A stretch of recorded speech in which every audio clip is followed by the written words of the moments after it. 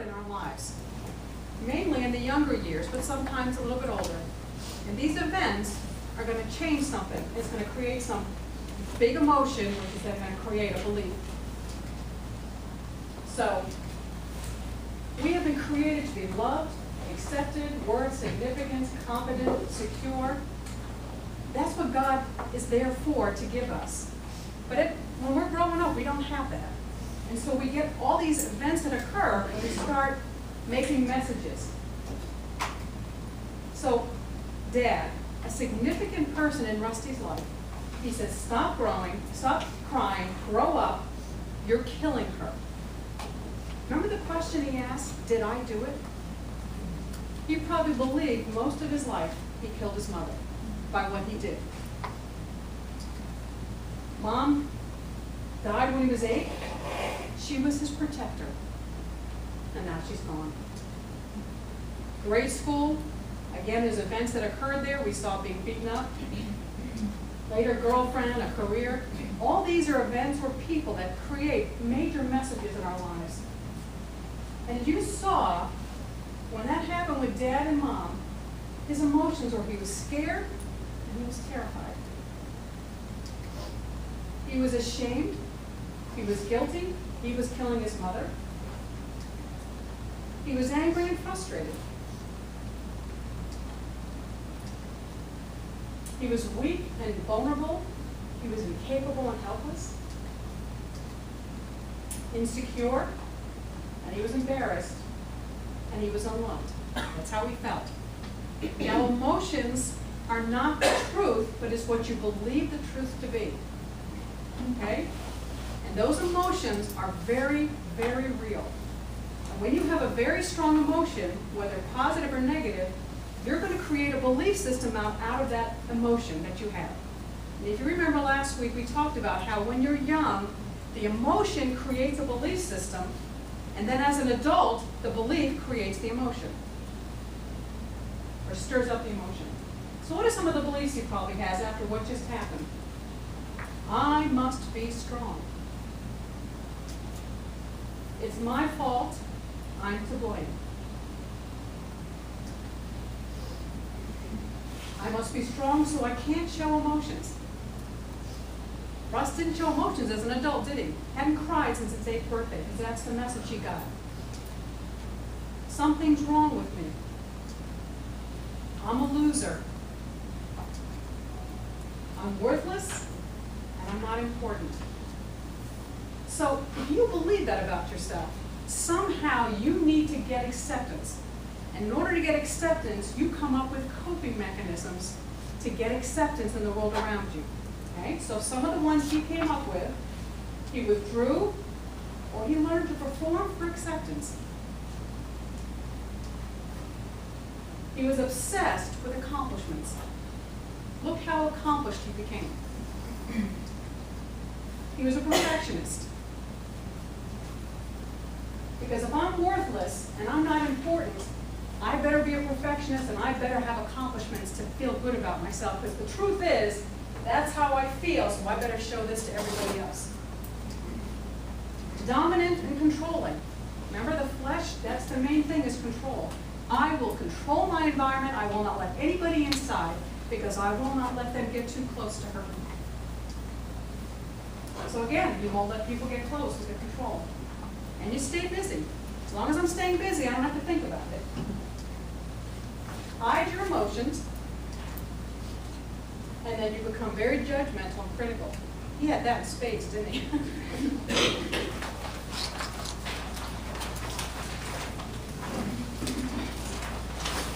Okay, now, there is a form there, and what we've got is our assignment now, as you process. I'm going to give a separate one for you to actually work on if you want to. We'll hand those out. But what you're going to do is, in the next half hour or so, come up with major events that have occurred, and you just fill those in the blocks up here. Messages about myself that I've received. What was the feeling? How did you feel when that happened? And what did you believe about yourself? And then that showed me who I am, who I believe myself to be. Am I loved, secure, safe, accepted, okay?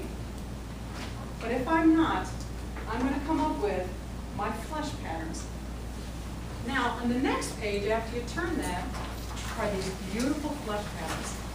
They're called manifestations of the flesh. And that is, the flesh is what motivates me to build protective layers like these to protect myself. So I'm going to give you a little one from me to sort of help you, give you like a head start of what happened. And it's going to be very different than my sister's, because it always is.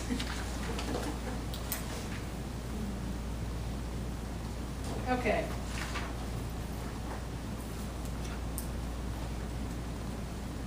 Remember when I told you a couple of weeks ago how they left us at the restaurant? And so the reaction of this was, here we were, we saw 7 family members pulling out of 2 separate cars, and there I was standing there with my arms filled with chips and cookies and who knows what else. And I break into a, oh no, they've abandoned us, they left us. And I was scared to death. And I got this huge emotion, which then created a belief system. So my emotions, and I went through and wrote them, would be,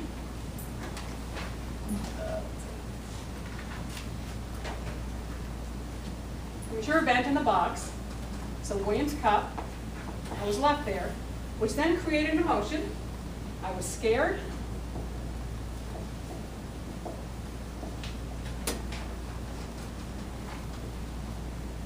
Helpless and overwhelmed.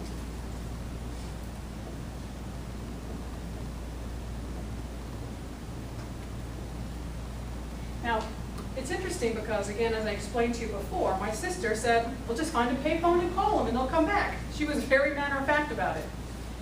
But when you look at the different temperaments, and we are all uniquely created by God, and when we have a certain temperament, our filter is different. 2 people go through the exact same event, and they're going to process it differently. Okay? I'll give you a cute one. We are having an addition built on our home for my mom to move in, and we've had to take wallpaper off the wall. Anybody ever take wallpaper off the wall? Awful, awful, awful. There's no shortcut, it stinks. So Kathy knew, and since I'm having Mom move in, Kathy goes, I'll help you. So Kathy came to my house, and it was a very tedious process because first of all, we heard Downy softener mixed with hot water sprayed on the walls. We couldn't even breathe. It was still smelling from, if you had a scentless, but it would work, but and it wasn't doing anything, and the strips were coming off like this. We had a whole room to do. So then her husband comes because he's going to help us because he's done this before, and he talked about getting a steamer. And he says, you know, steamers, when I was a kid, I helped my uncle. We did the whole house in 2 days, and we're thinking, we got 1 room. We may as well get a steamer. So for $50, you could go to Home Depot and get a steamer. Okay, now, my sister is a sanguine. She is warm and friendly and loves life, loves to make people laugh, loves to tell stories, loves to people interact. I am very task-oriented. If I have something I have to do, I will do it until I finish. It could take me till 3 o'clock in the morning. I will finish my task. Kathy, as she said, squirrel, squirrel. So the steamer shows up, and I'm in there peeling off little pieces, and her husband's trying to peel off, and Kathy goes, I'll do the steamer! So she's up there doing the steamer, and then she's over there on her phone, and then she's standing there as I'm ripping off the paper, scraping it off, and she's telling me funny stories, and she's reading me stuff on her iPad of stuff that she read earlier about all these comments and everything else. And I just turned and had a huge smile because that's my sister. That's who she is.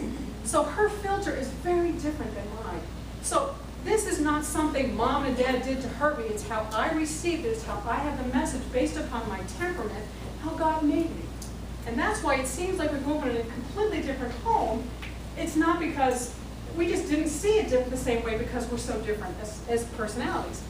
So my emotions, scared, helpless, overwhelmed.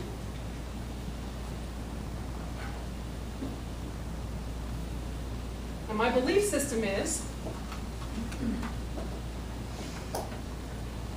I have to stay close to others or they will leave me.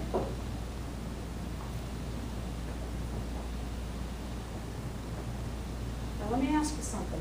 What happened when my husband deserted me in Texas?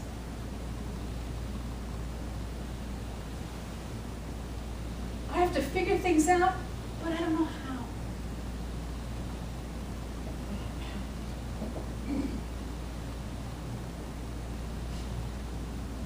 And I wasn't important enough to be missed by my family. Now, was that true? No, none of them were true. Absolutely none of them were true. But to me, they were true. I believed them. And so, my coping mechanisms, my flesh, they got developed down here. I was afraid to be left alone.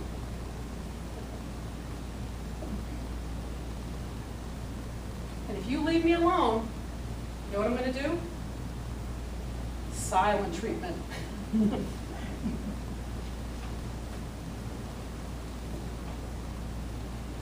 I lacked confidence and optimism, and I was always very hard on myself.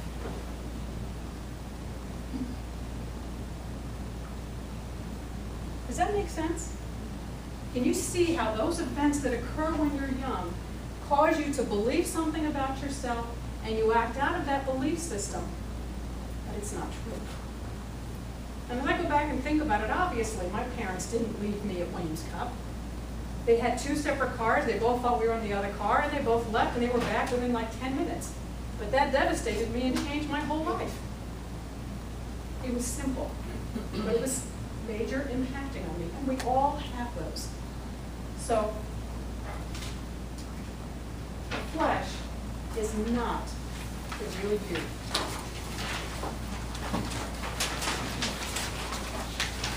So we're going to hand out 2 things. One is for you if you want to do the one in your book, you can. If you want to do this, here's this one here.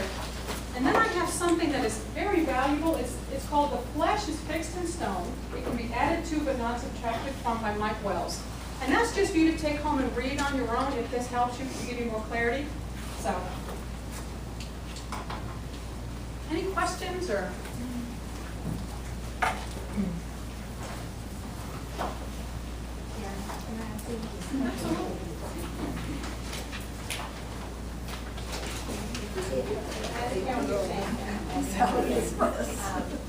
What about a situation where you have a lot of trauma, there's a lot of emotions? What happens is, usually you find a place where it began, and that's where the belief system was created, and then every time a trauma happens after that, it just reinforces what you already believe. And then it becomes so ingrained in your brain that it's hard to get out of that belief system. Right, that's what it is. So it really is, it's not, it may be different things, but it all goes back. See, it's true. I knew I wouldn't win that. I never win anything. I couldn't do that.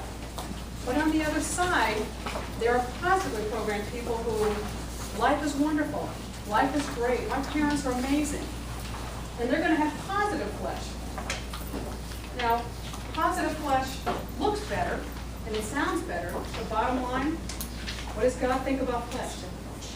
You got to kill all flesh.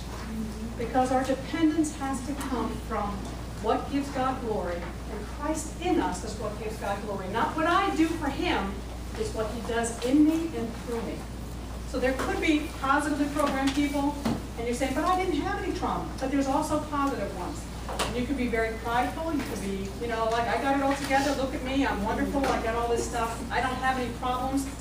But there are events that have occurred that give you those messages as well.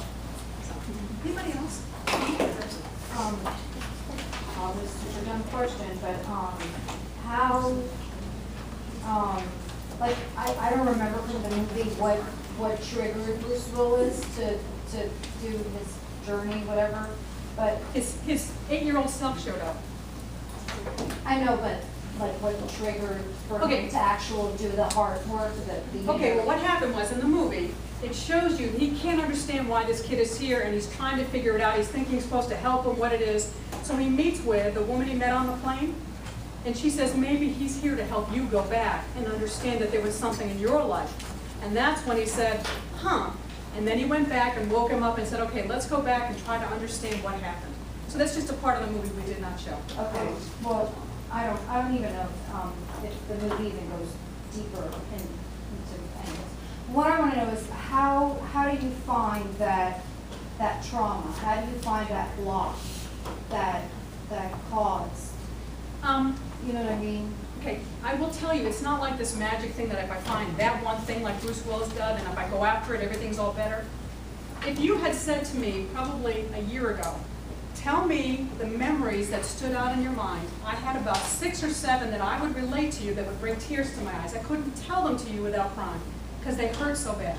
And I remembered them, and as I processed through them, I found out what the emotions were, what the beliefs were, and how I learned to cope.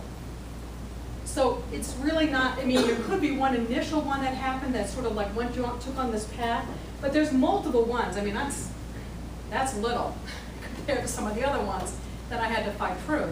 That's just an example, and the same thing with Bruce Willis. We're taking, if this is Hollywood, this is Disney making a movie, and everything's wrapped up in a nice bow at the end of the movie, and everything's all better, but we all know that that doesn't happen in real life. So, anybody else? Yes? Sometimes you can ask Jesus. Absolutely, thank you, Barbara. Truly, that's the other thing you can do. Take the time and sit with him, and Jesus will reveal them to you. Some people don't remember their childhood at all. Yeah, the trauma is so great, yes. So you ask him to do that. You ask him to reveal. I have a suggestion too. You can kind of go backwards where if you'll just notice in your everyday life if some emotion is really heightened and out of, a little exaggerated, and then you know work backwards.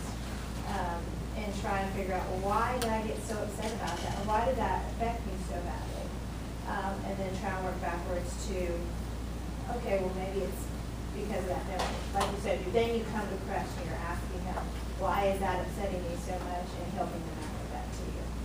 Because one of the things we do as counselors at HGM, at Healing Grace, is we literally will take your history. And it's not because we're camped out in your past. We're trying to find out what those messages are.